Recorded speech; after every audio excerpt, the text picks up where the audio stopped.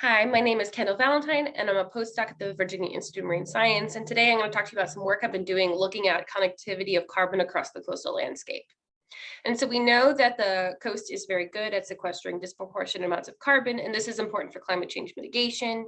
We also know that there's substantial amounts of connectivity between individual coastal ecosystems, say between a bay and a marsh. But we don't really know how to quantify this and how this affects blue carbon storage. What we do know is that connectivity typically increases the resilience of an ecosystem. So I wanted to see if that was true under our ecosystem within the Virginia Coastal Reserve.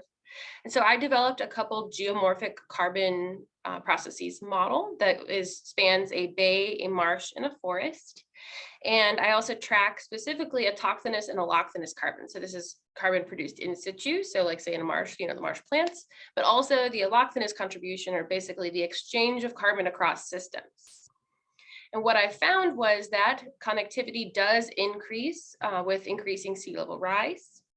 And we see that basically this connectivity allows the marsh to be sustained even under extreme rates of sea level rise. And we actually get a peak in marsh carbon storage at intermediate to high rates of sea level rise. And this coincides with a peak in marsh width.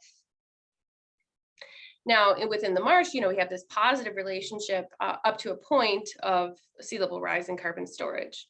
However, in the forest with sea level rise, we get a decline in carbon stocks, and in the bay, so basically the mudflat, we get an increase in carbon storage. And this results in an overall landscape carbon that peaks at an intermediate rate of sea level rise. And even though we're continually strengthening the connectivity with sea level rise, we do have kind of some negative side effects of this connectivity.